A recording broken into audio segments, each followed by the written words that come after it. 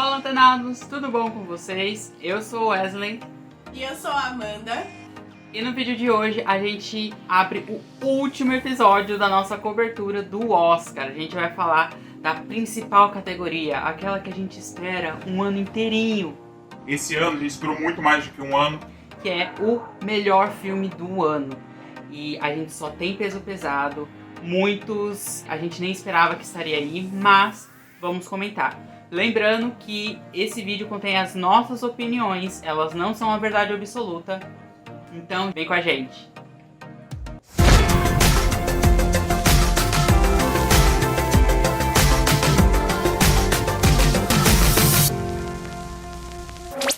A categoria de melhor filme do ano é a categoria principal, é aquela que todo mundo espera, porque é dele que a gente vai saber qual que foi o filme que teve as melhores atuações, a melhor produção, os melhores histórias, os melhores... tudo, o que tem de melhor em tudo, porque ele vai ser uma conclusão de todos os pontos para ver qual que é o melhor filme.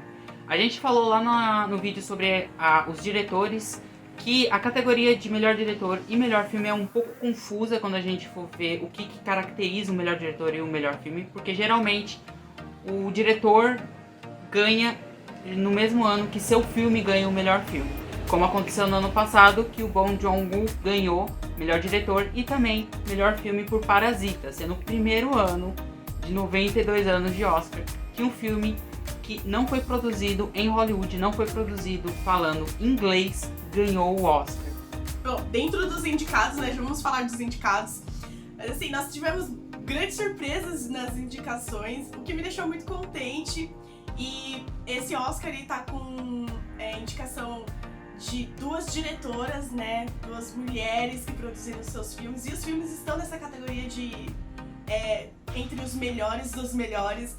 Então, assim, realmente é a categoria mais aguardada e também a que a gente estava mais ansioso para comentar, porque só tem trabalhos magníficos. Então, assim, uau! Uau! Verdade, como a gente já falou no nosso vídeo, eu quero muito que a Chloe Zhao de Nomadland ganhe como melhor diretora. Amanda, se eu não me engano, você falou sobre Thomas Vinterberg de Drunk. Como o Drunk não está indicado a melhor filme, então a gente não vai ter... A gente pode puxar a sardinha pro nosso. Então eu vou começar com Nomadland.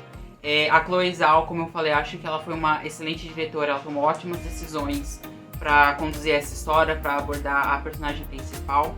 E eu acho que assim, Nomadland ele chega muito forte. Para mim ele tá entre os top 3 para ganhar o Oscar de melhor filme. A atriz, a Frances McDormand, acho que ela tá incrível de novo. Ela consegue trabalhar as nuances de uma ficção junto com um documentário, e ela consegue atuar também como uma atriz e como uma jornalista, perguntando para os personagens que são reais como é essa vida de ser nômade, além de trabalhar as luzes, o cenário, para mostrar como essa mulher se sente só, como a solidão para ela e qual a dor da perda que ela tem.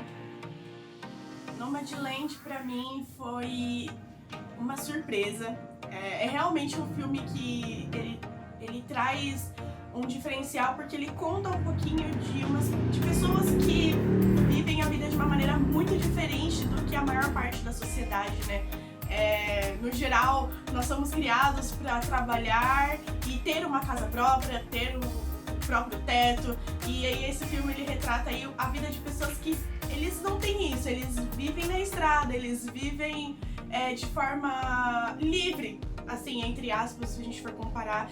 E eu acho que foi um ótimo retrato da verdadeira essência disso, porque como o Wesley mesmo comentou, são nomes de verdades ali, então não são, em grande parte ali, tem atores, claro, mas muitas das pessoas que interagem ali com a Fern realmente são nômades, realmente vivem aquela vida. Então eu acho que Nomadland foi uma surpresa e, assim, tem um grande potencial aí pra levar, sim, o Oscar de melhor filme. E não seria surpresa se levasse, porque o filme está realmente maravilhoso, muito bem feito, a dinâmica do ficcional com o não ficcional. A gente comentou isso lá no vídeo de direção. Então, assim, realmente merece muito. Caso ganhe, tá assim, de parabéns, merecidíssimo, realmente. Eu acho que uma coisa que a gente pode mencionar nesse vídeo, que a gente não mencionou nos outros, é que a situação dos nômades nem sempre é uma situação forçada. Às vezes é forçada, ou às vezes eles não conseguem lidar com as próprias dores ou com os traumas do passado, e eles acabam vendo nessa vida de nômade algum sentido para sua vida. E eu acho que a direção para mostrar isso em tela é muito boa. A atuação da Frances McDormand, como eu já falei, o próprio cenário, a fotografia, a música. Esse é um filme muito complicado de assistir porque a gente dormiu no meio, mas quando a gente conseguiu assistir ele completo, sem dormir, sem pestanejar, a gente percebeu que como a trilha sonora dele consegue passar essa dureza, esse trauma das pessoas, seja por perder algum parente, seja por perder uma coisa própria, sabe? E é muito bonito e pra mim pode ganhar com certeza. O meu próximo é Monkey. Monkey pra mim assim, com certeza, no geral, ele é o mais esperado pra levar o Oscar, porque Monkey, ele, além de toda a questão de retratar Hollywood lá da década de 20, de 30, ele tem toda aquela atmosfera mais antiga, e o filme é preto e branco. E assim, o fato do filme ser preto e branco, ele se destaca porque é toda uma outra dinâmica pra fazer, pelo menos hoje em dia, pra fazer o filme, né? É outra dinâmica, e eles conseguiram ressurgir com essa atmosfera mais antiga de Hollywood, e tem toda a questão política envolvendo o filme também, e naqueles anos, as situações... Hollywood estava passando por um processo de adaptação, porque houve muitos escândalos, houve muitos problemas. Então eles trazem isso um pouco para o filme. E tem toda também a questão do próprio Monkey, como ele se sentia, como ele estava vivendo a vida dele, como ele levava as coisas, o jeito dele viver, e como isso culminou em fazer o roteiro de Cidadão Kane. Então, assim, sem dúvida, esse é o mais, assim, esperado e torcido pra levar o Oscar. Que o filme, ele tem um encaixe que, apesar de remeter aí ao início de Hollywood, ele se encaixa muito bem na nossa atualidade também. A gente gosta de assistir, é dinâmico, apesar de ser um pouco lento e ser diferente do que a massa está acostumado a assistir, né, dos blockbusters e tudo mais. Quando você vai assistir esperando que ele tenha esse gostinho de Oscar, né, você se diverte muito, você mergulha na história. Então, realmente, eu espero muito que Monkey leve. Não seria surpresa se não levasse. Na verdade, eu fico muito indecisa, porque todos esses filmes merecem levar o Oscar, então, assim... Mas o Monkey, com certeza, é a maior aposta geral, porque tá excepcional.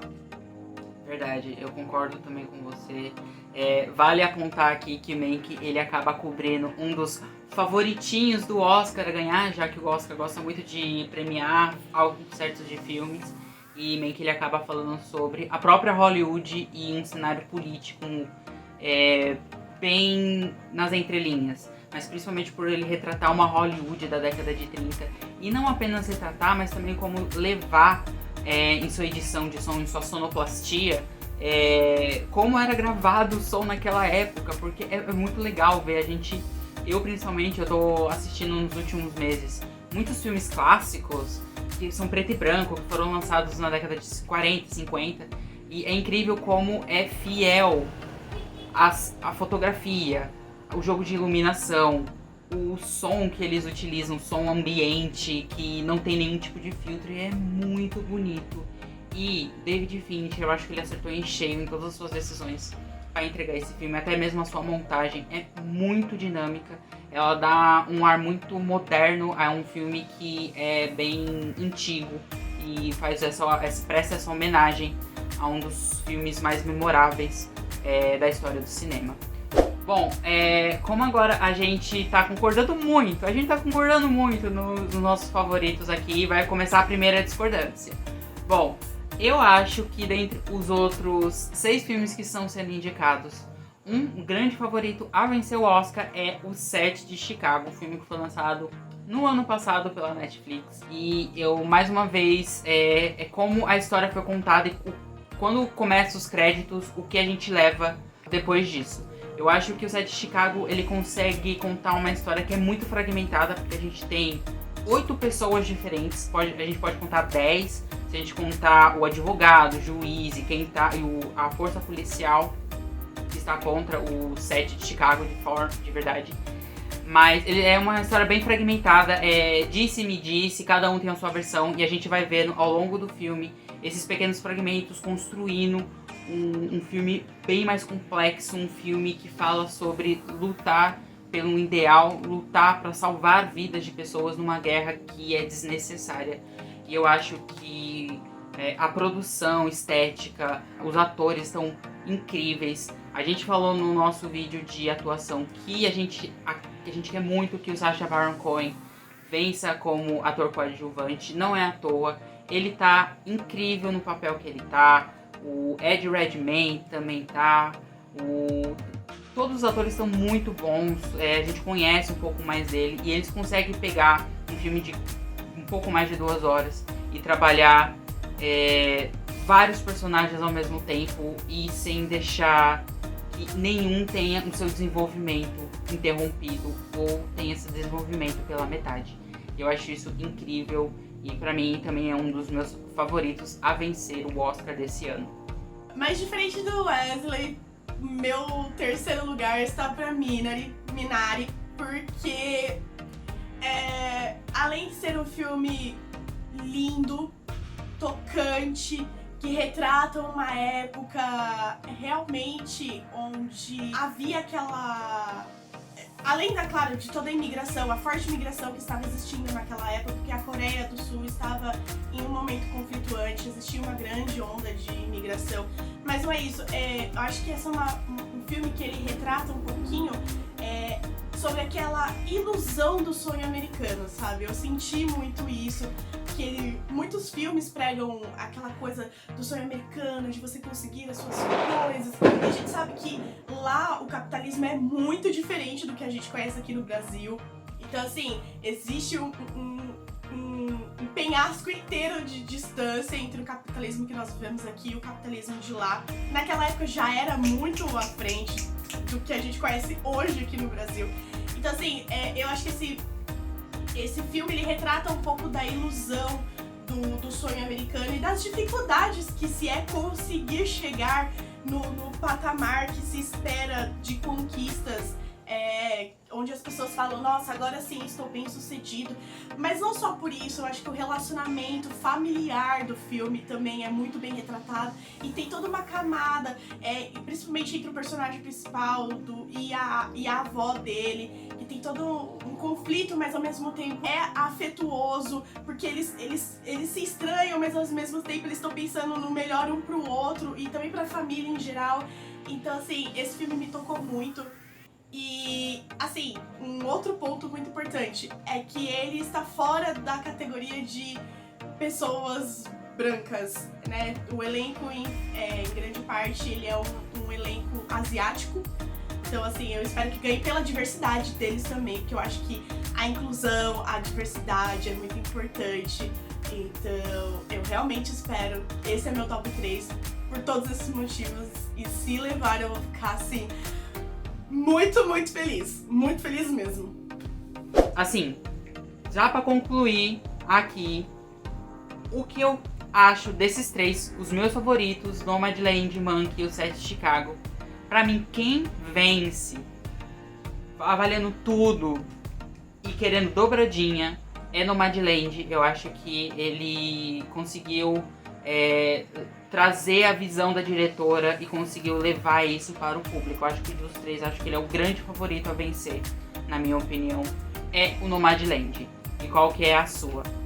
Entre Nomadland, Monkey e Minari, eu acho que quem leva, assim, entre os meus 3, eu acho que Monkey vai levar. É mais a cara da academia e combina mais com os filmes, assim, a gente pegar a história, né, o histórico deles, assim, acho que Monkey combina mais. Porém, seria uma grande surpresa se Nomadland ou Minari ganhasse, porque eu acho que fugir da tradição, é algo que eles têm tentado fazer, não ser tão óbvios. Eu acho que é uma coisa que a academia tem adotado. Então, se Nomadland ou Minari levar, pra mim vai ser assim, quero muito, mas realmente vai ser uma surpresa. E, assim, entre os favoritos, eu acho que Monkey leva, com certeza. É isso. Muito obrigado por acompanhar a gente nessa empreitada de cobertura do Oscar que a gente tá fazendo esse mês de abril. Se você gosta desse tipo de conteúdo, não se esqueça de curtir esse vídeo, comentar, compartilhar com seus amigos. Nos siga aqui no Geek em Tela, a gente tá trazendo várias novidades, a gente quer crescer muito essa comunidade e também esse canal. Não se esqueça de ativar o sininho para receber notificações quando a gente lançar os próximos vídeos. E é isso, pessoal. Até a próxima. Um beijo, pessoal. Até a próxima.